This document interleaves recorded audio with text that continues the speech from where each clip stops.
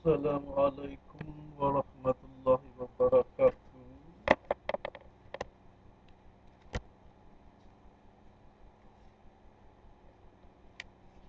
Jumpa kembali dalam pertemuan hari ini.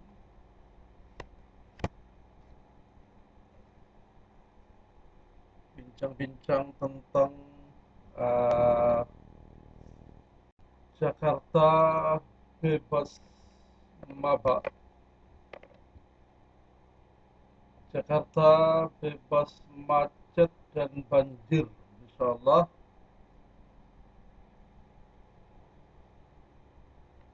Di teman saya dalam sebuah diskusi grup memprotes bahwa kalau mengkritik pemerintah alias penguasa,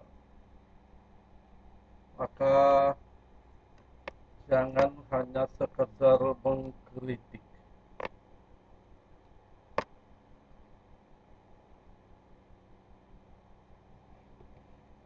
tetapi juga harus bisa memberikan solusi. Ya, maka di dalam edisi perdana bincang-bincang tentang bagaimana mengatasi masalah akut yang dihadapi oleh eh, DKI, saya mulai merinci beberapa hal yang mungkin bisa merupakan masukan atau paling tidak bisa menjadi pembicaraan, bisa menjadi eh, mungkin alternatif untuk dipertimbangkan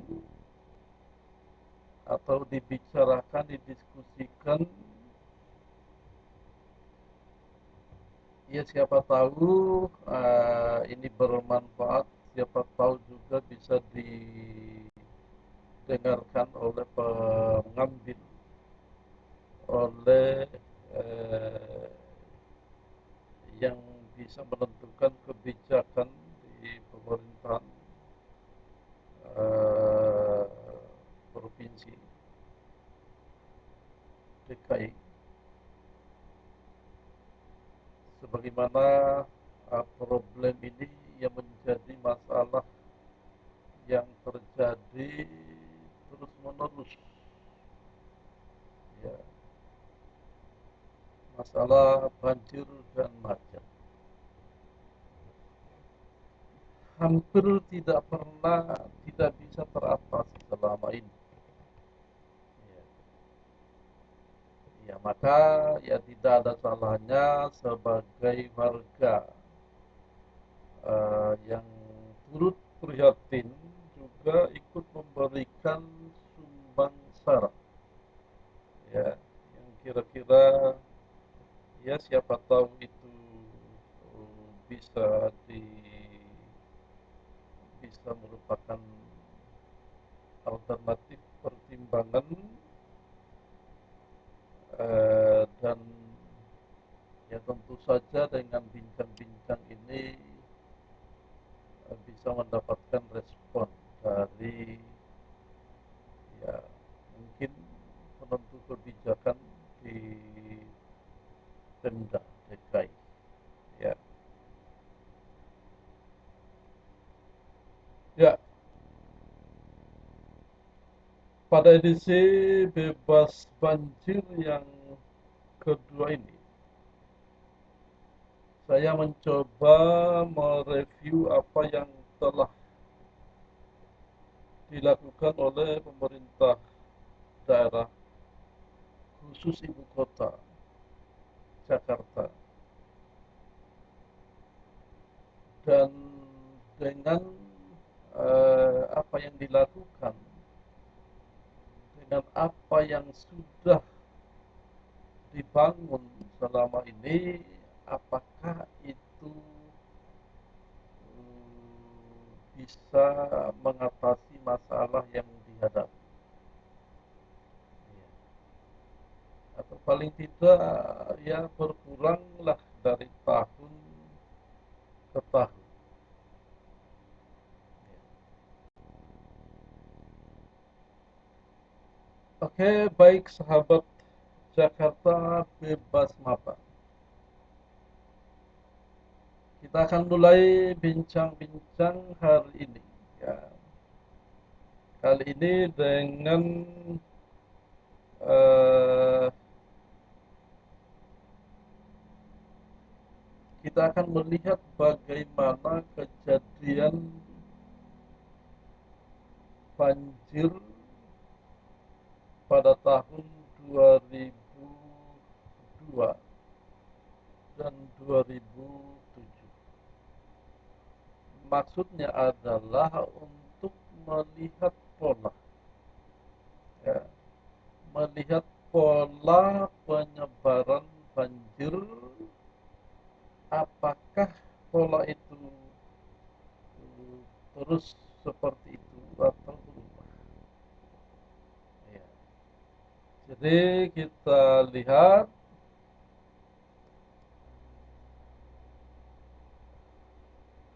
kita akan masuk di apa ini, bagaimana peta lokasi genangan air atau peta lokasi di mana ketinggian air cukup tinggi, ya, genangan air cukup tinggi. Itu kita mulai dari tahun 2002. Kita lihat bahwa polanya itu adalah sama untuk dibandingkan dengan tahun 2007. Ya, jadi 2002 dan 2007, di mana kalau kita lihat bahwa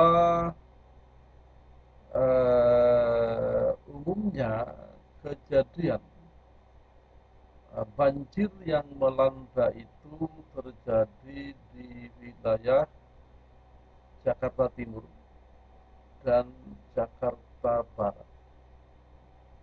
Ya, di Jakarta Timur dan Jakarta Barat. Kita lihat bahwa pada tahun-tahun itu antara 2002 dan 2007 hanya sedikit daerah di Jakarta Pusat yang terkena banjir. Ya, hanya sedikit. Jadi yang paling parah ya adalah di Jakarta Timur. Ya, yang paling parah adalah Jakarta Timur dan disusul oleh Jakarta Barat. Terutama kita melihat dari jumlah wilayah yang tergenang air. Ya. Apakah pola ini kemudian juga sama seperti di tahun-tahun berikutnya? Ya, kita lihat bahwa Jakarta Timur dan Jakarta Barat, ya, jadi kita lihat Jakarta Timur sebagian besar wilayahnya terendam, sementara Jakarta Barat ya kira-kira sepertiga wilayahnya terendam. Ya. Sementara Jakarta Selatan ya itu ya sangat sedikit. Jadi Jakarta Selatan ini hampir bebas dari banjir kecuali daerah-daerah sekitar Senayan, ya, daerah-daerah sekitar ini ya sekitar Senayan itu terdampak banjir.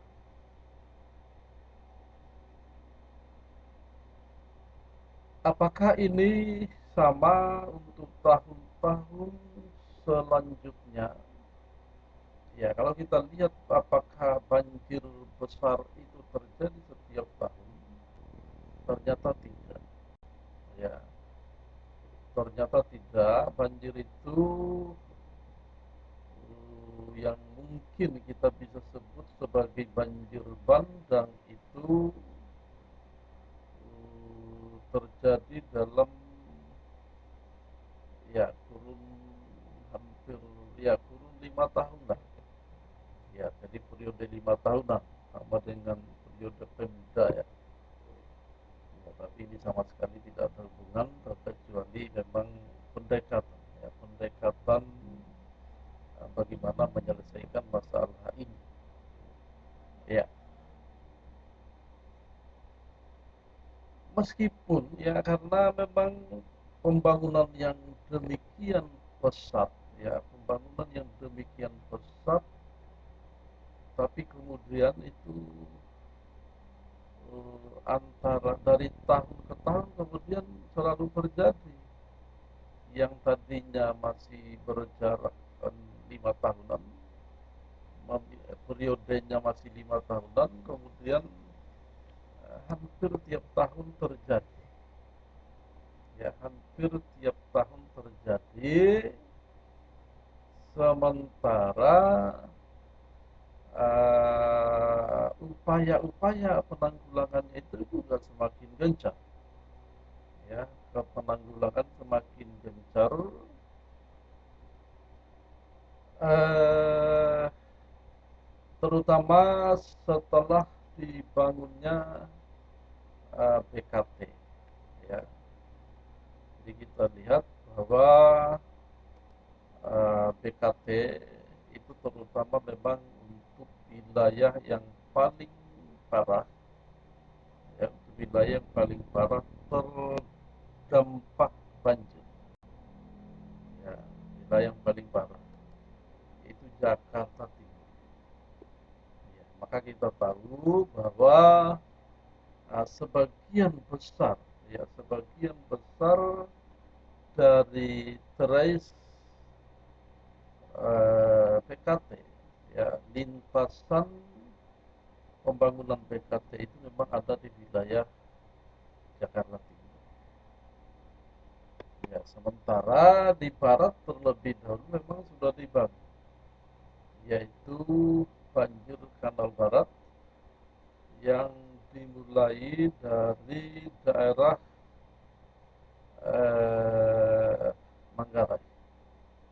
Yang dimulai dari daerah Manggarai itu sampai ke pesisir utara, ya pesisir utara. Ya, namun kita tahu bahwa ya kita lihat ternyata bahwa di daerah barat pun masih terjadi banjir. Sementara di barat itu selain eh, adanya BKB atau banjir Kanal Barat, juga tentu ada kali yang sudah sebelumnya sudah dinormalisasi, ya kali yang sudah dinormalisasi yang ada di hampir sepanjang jalan Daan Mogot. Ya. Namun ya di tahun 2013 2014, di tahun 2014 itu eh, parah, ya terjadi banjir yang sangat parah, ya tapi itu diawali dari tahun 2013. Jadi dari tahun 2013 sudah terjadi banjir yang boleh dikatakan sebagai banjir bandang, ya, karena dampaknya yang luar biasa. Juga terjadi pada tahun 2014. Ya, juga terjadi pada tahun 2014.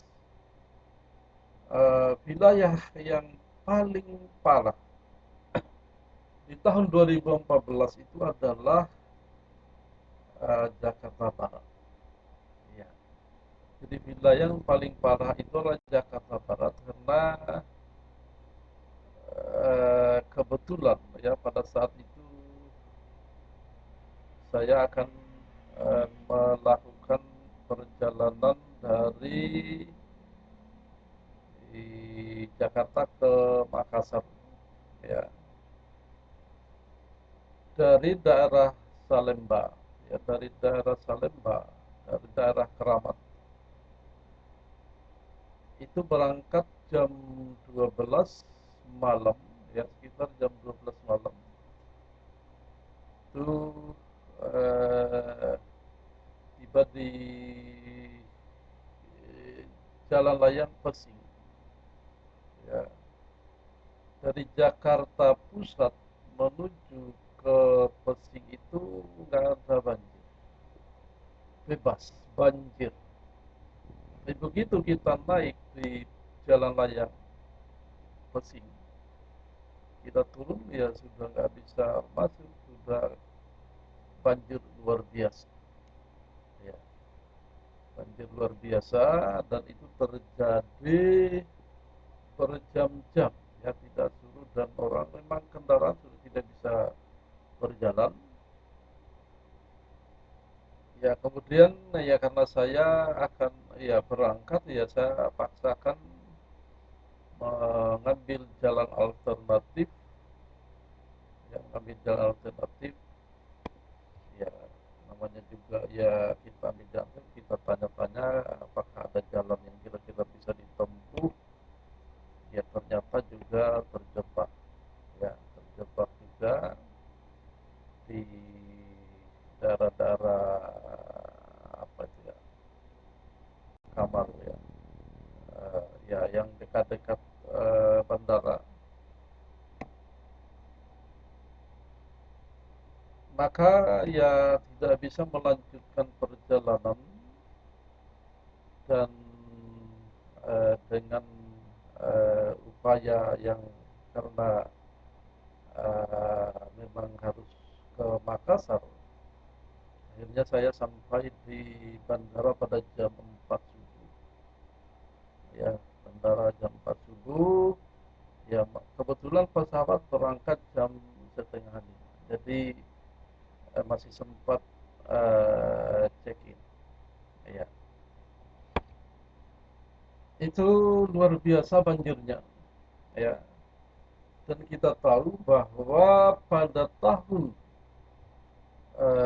2014 juga itu eh, apa ini, wilayah Monas, ya, wilayah Monas itu juga terdampak banjir. Bahkan itu sampai masuk ke istana presiden. Ya, waktu itu masih presiden SBY. Ya, gubernurnya ya masih Jokowi. Ya, jadi eh, artinya bahwa makin ke sini itu makin parah. Kira-kira apa yang menyebabkan demikian? Ya, kita mungkin bisa melihat bahwa memang ada perencanaan, ya, mungkin perencanaan pembangunan yang eh, apakah itu tepat atau tidak, ya. Di perencanaan pembangunan yang bahkan sudah disetujui, ya, disetujui pada saat itu, yaitu reklamasi pantai, ya, reklamasi pantai, pantai utara Jakarta. Kita lihat di sini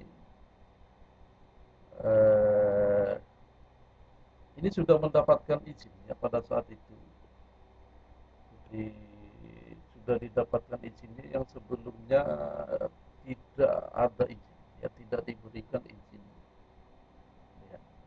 Tapi setelah dia mendapatkan izin ini, ya daerah ini ada dibagi menjadi 3 wilayah, ya ada namanya Western Area, Central Area, dan Eastern Area.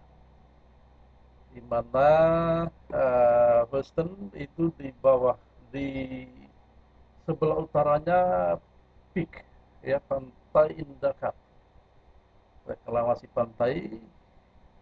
Kemudian di Central Area ini itu ada di sebelah utara Ancol, dan Eastern Area itu ada di sekitar Tanjung Priuk sampai Marunda.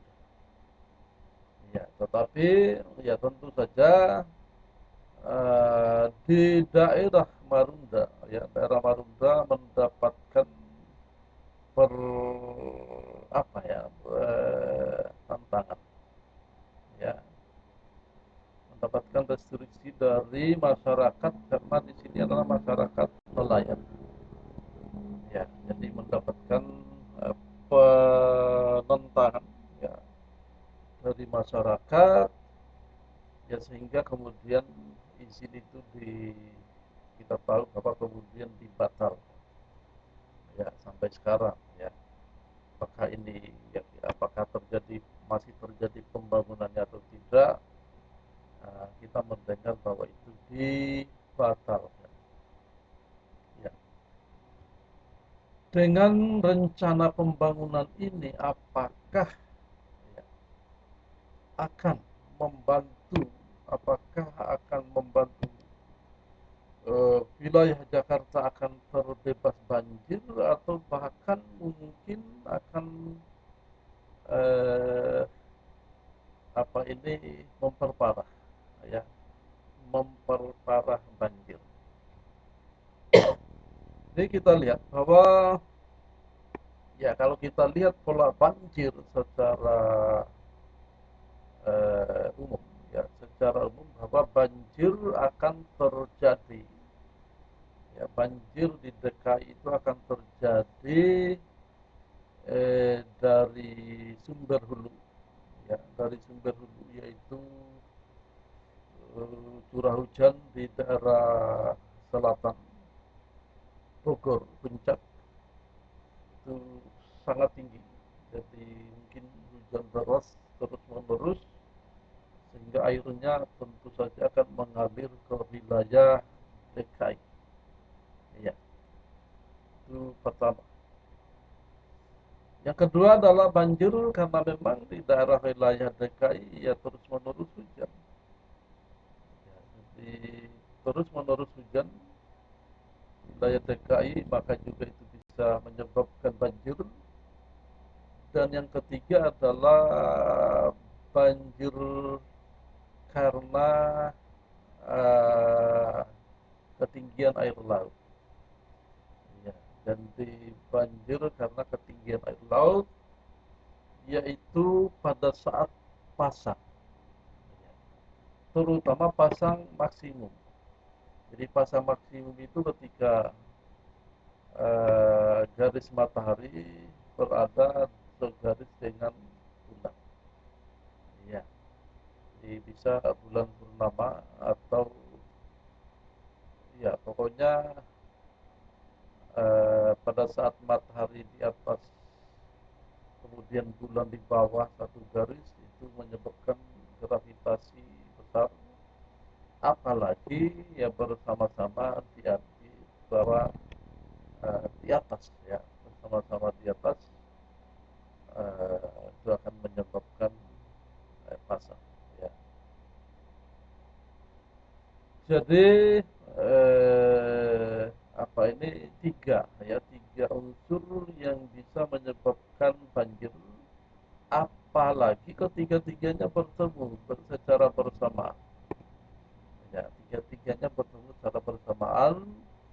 Di hulu hujan deras, di Jakarta hujan deras, dan kebetulan pada saat pasang, ya maka ya terjadilah ya banjir yang luar biasa. Ada yang cukup mengerikan sebenarnya di sini, ya. Jadi kita lihat ini adalah rencana pembangunan yang ya ini sebelum disetujui ya pembangunan tadi yang disebutkan reklamasi pantai, tetapi kemudian disetujui dan akhirnya dibatalkan lagi. eh, jadi kita lihat bahwa topografi wilayah, ya kita lihat topografi wilayah DKI, wilayah Jakarta konon, ya ini sebenarnya hasil penelitian, ya hasil penelitian bahwa uh, selama 17 tahun, ya selama 17 tahun permukaan Jakarta turun, ya permukaan Jakarta turun sebesar antara 80 cm sampai dengan 200 cm. Luar biasa mengerikan, ya. Jadi kalau dalam 17 tahun eh, turun permukaan itu 80 sampai 20 cm, ya kita ambillah misalnya 80 cm setiap 17 tahun, itu artinya bahwa dalam kurun 20 tahun lagi, ya dalam kurun 20 tahun akan turun sekitar 100 cm, 1 meter, ya. Ini tentu saja kalau ini demikian, ya kalau kalau ini terjadi seperti itu, ya ini luar biasa, ya mengerikan, ya luar biasa mengerikan kalau sampai permukaan Jakarta itu terus menerus turun dan tentu saja akan hilang, tenggelam, ya. Apakah ini akan terjadi seperti ini, ya wallahu alam, karena ya namanya juga hasil penelitian, pencatatan ya sudah dilakukan.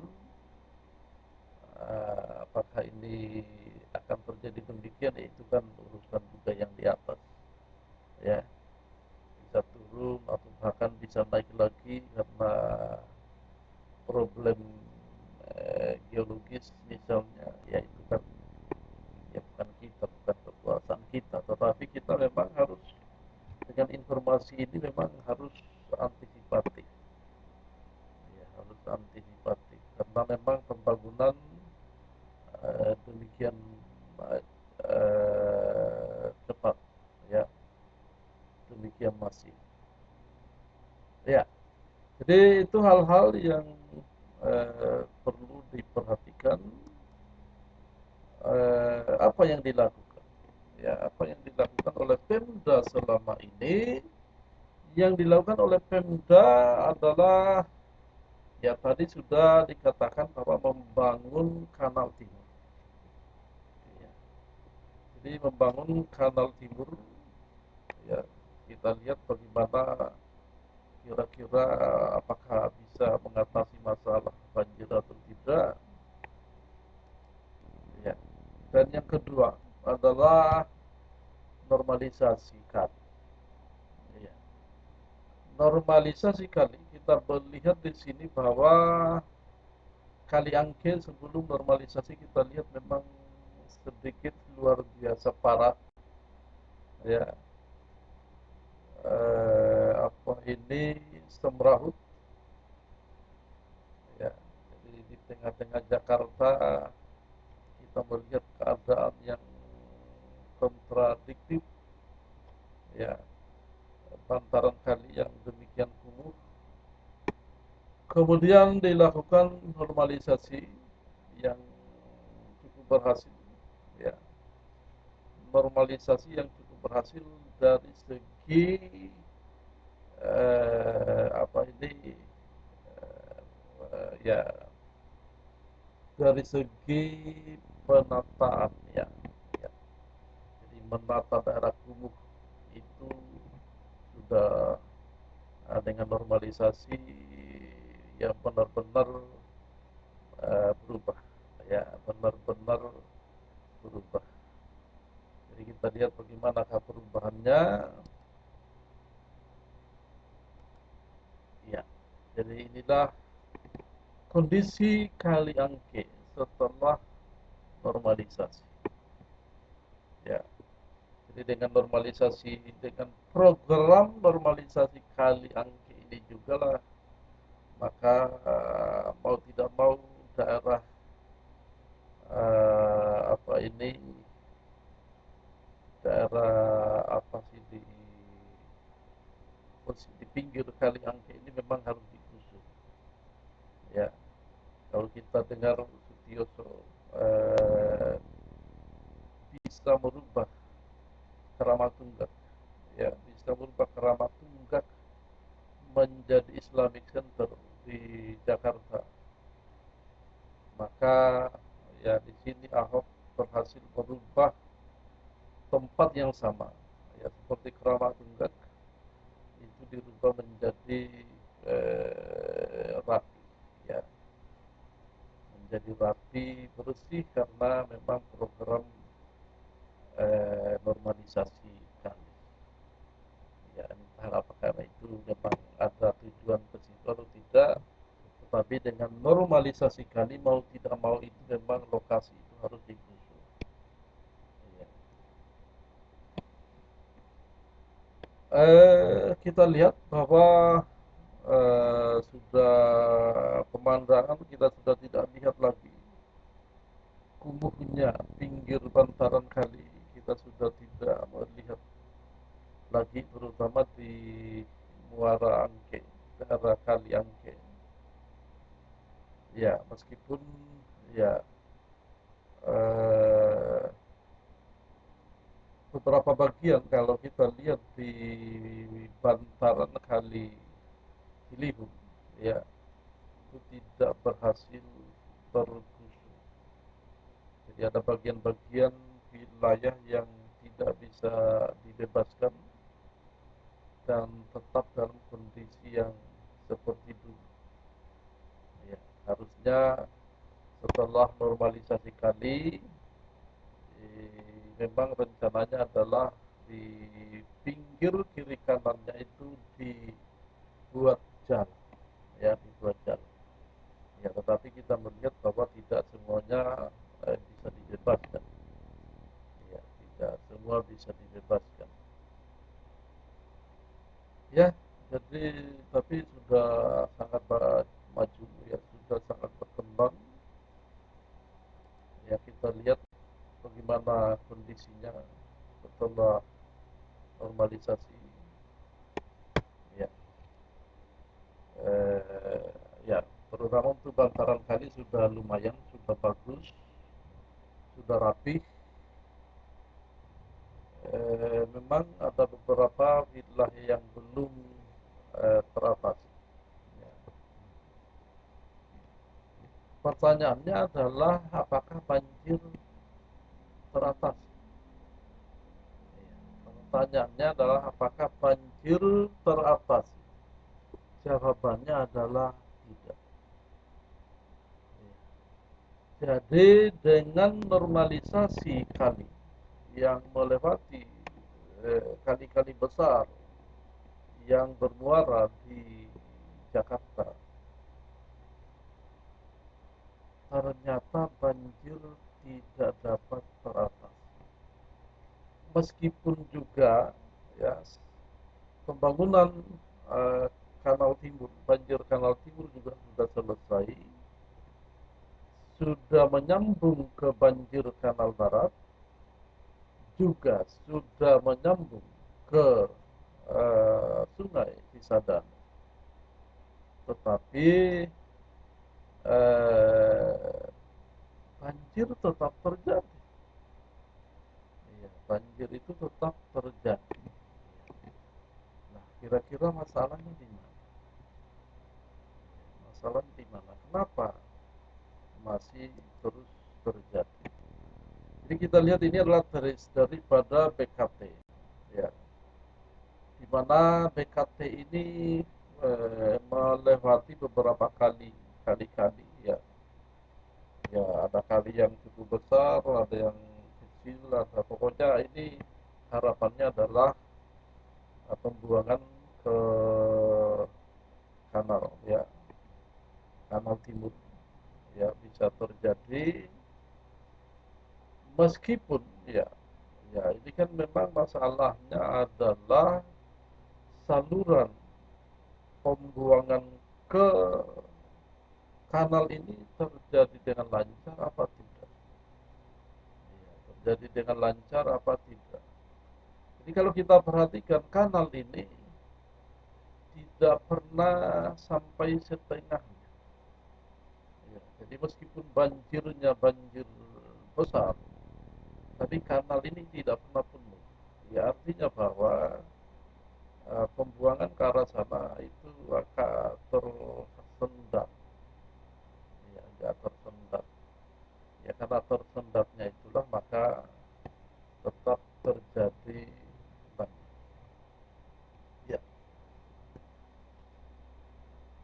jadi kira-kira masalahnya adalah ya bagaimana sebenarnya eh, perilaku masyarakat, ya, bagaimana perilaku masyarakat. Eh, kita lihat bahwa ini adalah jalur-jalur apa ini eh, pembuangan di wilayah DKI, ya, drainase, jalur drainase di wilayah DKI. Jadi kalau jalur-jalur ini tersumbat, ya, kalau jalur-jalur ini tersumbat tidak sampai ke kali kali Ciliwung yang sudah dinormalisasi, tidak sampai ke kali Angke yang sudah dinormalisasi, tidak sampai ke banjir Kanal Barat, atau tidak sampai ke banjir Kanal Timur, ya, maka akan tetap terjadi banjir.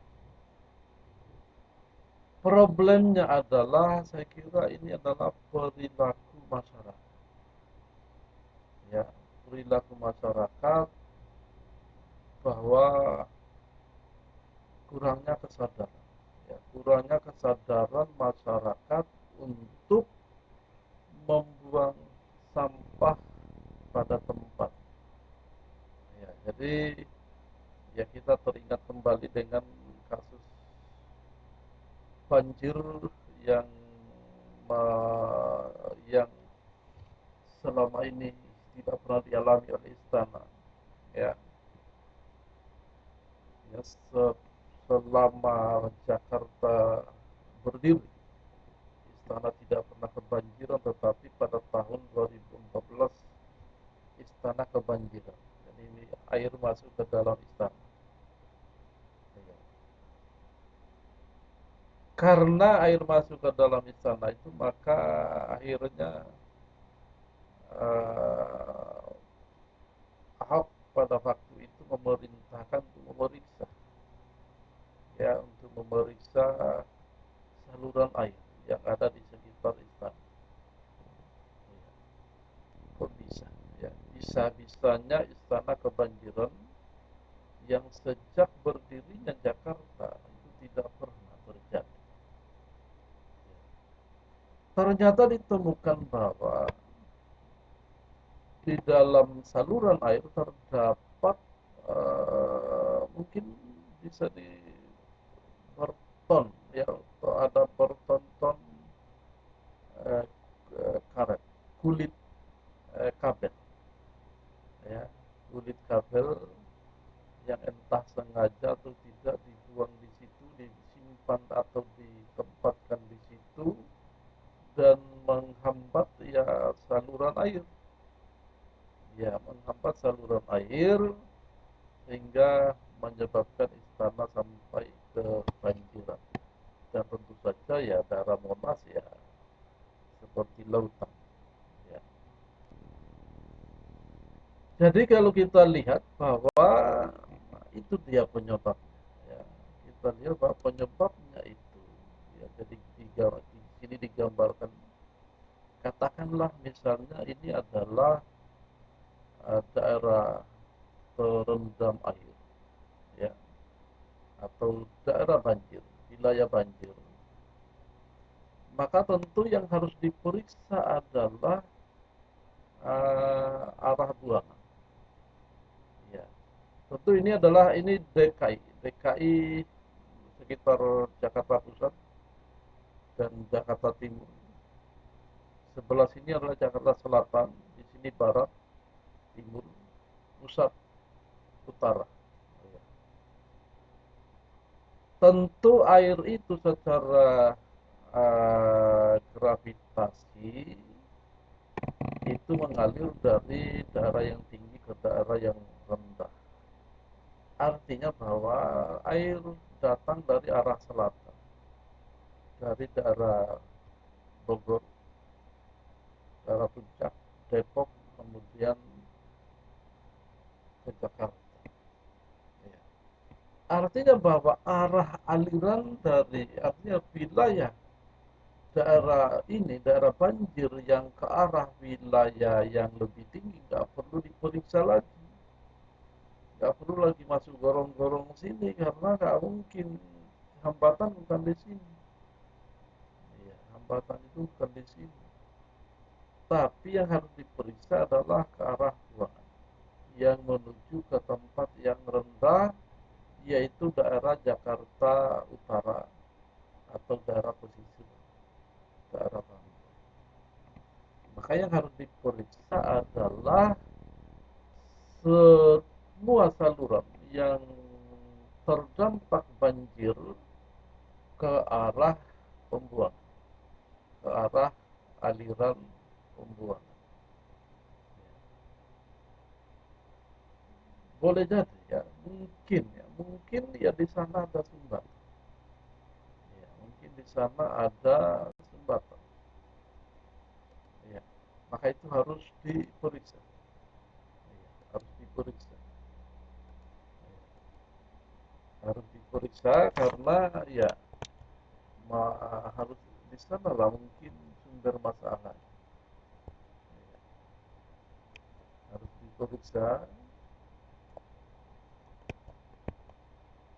uh, ya saya kira ya pemerintah harus jangan uh, ya barangkali ya perlu juga diperhatikan ya, maksudnya periksa gorong-gorongnya, periksa, jangan juga hanya mempercayakan kepada bawahan-bawahannya, ya sekali-sekali tengok misalnya, ya karena bawahan itu mungkin ya tidak tahu maksudnya, mungkin laporannya karena tidak mengerjakan atau bagaimana, laporannya mungkin beres, tidak ada persoalan. Jadi di sini dalam hal ini harus tegas. Jadi ada dua hal yang harus ditegaskan di sini, bahwa seluruh saluran harus tetap bisa lancar, ya, aliran air bisa tetap lancar, dan itu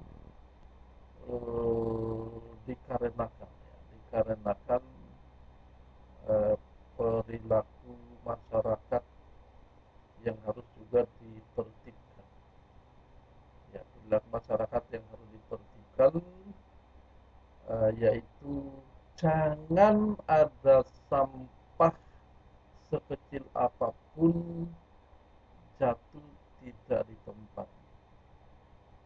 Ya. Sampah-sampah harus dibuang di tempatnya, jangan sampai misalnya jatuh ke jalanan kemudian disapu masuk ke dalam saluran air, atau bahkan sengaja dibuang di tempat saluran air.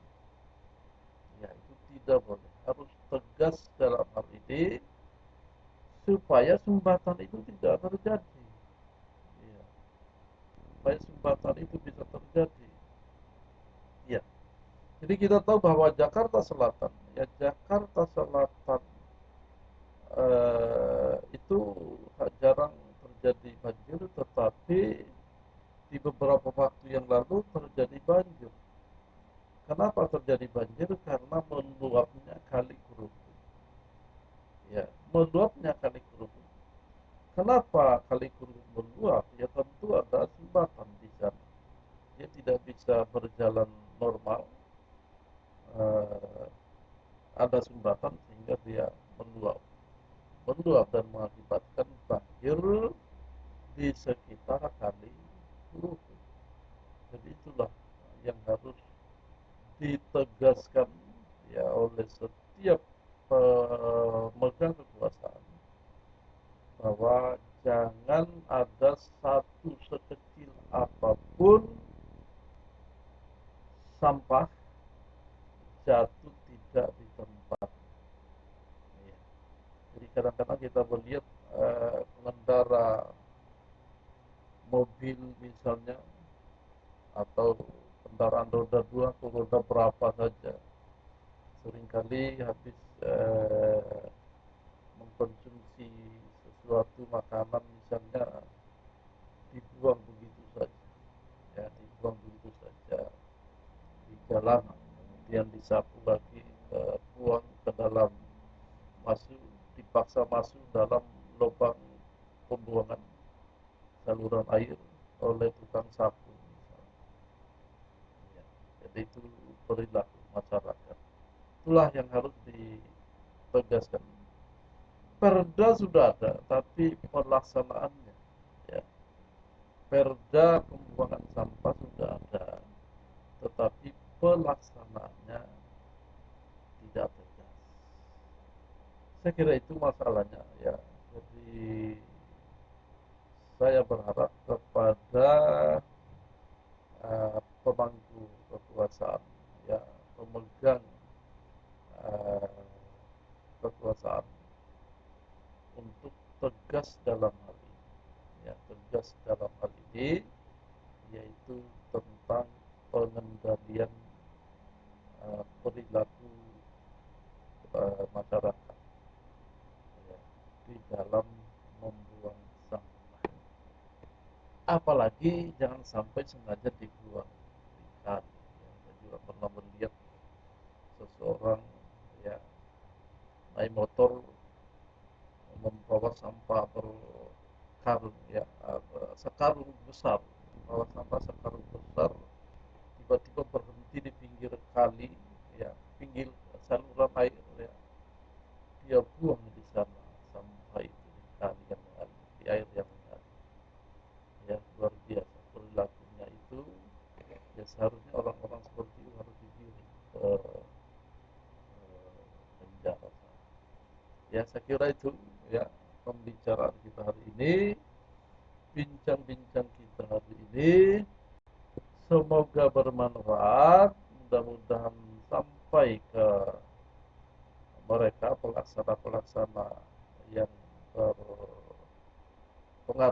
di dalam kebijakan, apa ini, uh, bagaimana harus membuang sampah, ya, suku dinas, ya, kebersihan.